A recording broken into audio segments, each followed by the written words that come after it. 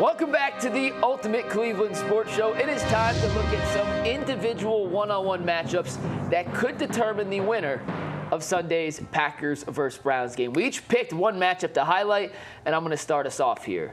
To me, the Packers' best receiver this season has been Tucker Kraft. And if Tucker Kraft plays, that means Carson Schlesinger, their second-round pick, is going to be tasked with chasing him around the field. However, within the last hour, I want to read you a tweet from Adam Schefter.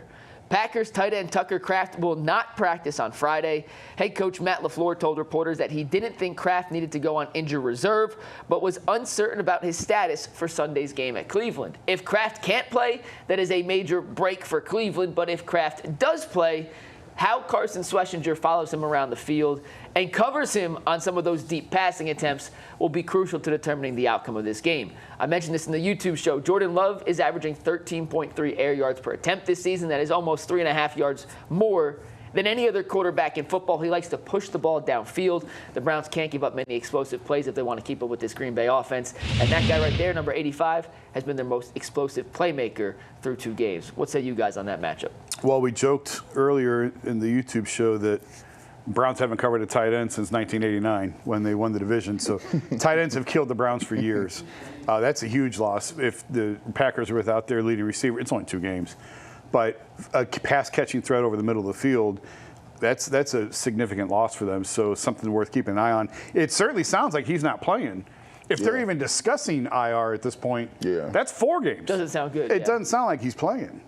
Yeah, listen, you lose Kraft, and now all of a sudden you go to what my matchup is Devin Bush versus Josh Jacobs. Now, you take a look at why that's important is now if Kraft is out and they don't have a short passing game, they may want to establish the run. And the thing about Devin Bush is he's the guy that I think they're going to need to use in some of the bigger packages where he's going to be down in the box and making sure he can stop the run. And if you can stop the run on those 2 downs, what you can then do is get to the best packages. And what that is having Myles Garrett get after the quarterback, Denzel Ward. Greg Newsome has been playing very well as of late. That is with the strength of what the Browns want to do, but you need to get off the field first and stopping the run. Did a good job against the Ravens. If they can do that against the Packers at home, it gives them opportunity to stay in this football game. It is crazy that when Devin Bush was in Seattle and with Pittsburgh, everyone who covered those 2 teams and PFF and all the eyes in the sky, the film guys were like, this guy's completely lost in the run game. Yeah. He cannot stop the run. And since he's come to Cleveland, it's been a year and 2 games now, he's been lost in pass coverage and has been an absolute run stuffer galore. He was awesome last week against Baltimore. You go back and watch the All-22 tape, a lot of those runs that Derrick Henry got hit in the backfield on was Devin Bush finding a hole, attacking, and making contact in the backfield. He's going to have to do it again against Josh Jacobs to slow down this Packers run game. Some guys just fit better in certain systems than in others. And when you find the right fit, this is what you get. You get something like that. Former first-round pick, by the way. Top 5 pick, wasn't he? I mean, top 10. He was coming out of Michigan. He was quick. He was twitchy. He was a monster at Michigan. Him and Devin White. Devin White was the number 5 pick to the Bucs. He ended up going a little later. Jason, your matchup involves a former first-round pick and a former 4th-round pick. My matchup is Dewan Jones against Micah Parsons. I think everybody knows Micah's ability and what he brings as a pass rushing threat. But honestly, this is really Dewan Jones versus Dawand Jones. And his problems, the problems that Dewan has had to this point, are all correctable. And it's on him to fix it. And, you know, this is an incredible opportunity for him to establish himself as a franchise left tackle and make a lot of money next summer. But he has not played well through 2 games. PFF ranks him as one of the worst tackles in football. I think he was 90th out of 94 or something like that. Correct. I say what you want about PFF rankings, but I think it just paints the picture of what the eyes tell you. And the eyes tell you that Kevin Stefanski was covering for him last week when he said it was the heat.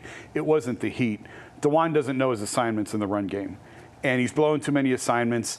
He was great as a rookie in pass protection on the right side.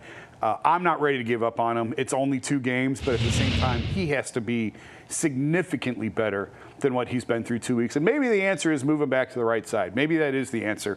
But in this season where the Browns are trying to figure out what they have at different spots, figure out who they are, who are pieces to build around moving forward and who's not, what a huge problem to solve this would be if he can establish himself as a franchise left tackle. It's all in front of him. It's up to him. He's in shape, seems to be in shape, seems to have his weight under control. So those are the things that have held him back in the past. He just has to know his assignments. And if Dawand can live up to expectations, it will solve a major problem for this team going forward. If it doesn't, it creates another gaping hole that they have to then address. I said earlier, if the quarterback is the number one problem that this team has to figure out, left tackle might be number 2. I don't think it's debatable it's number 2. And G, real quick, because we're up against the break here.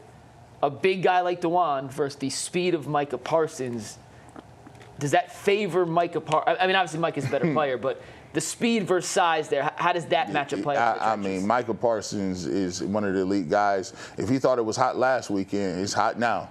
They got Micah Parsons coming to town, and he ready to go. I mean, this is a tough matchup for him because Micah can get low. He can do some of the things and bend. So it's going to be a tough matchup to see what he get, but it's going to be a key matchup because if they can't block him, it's going to be a long day for Joe Flacco.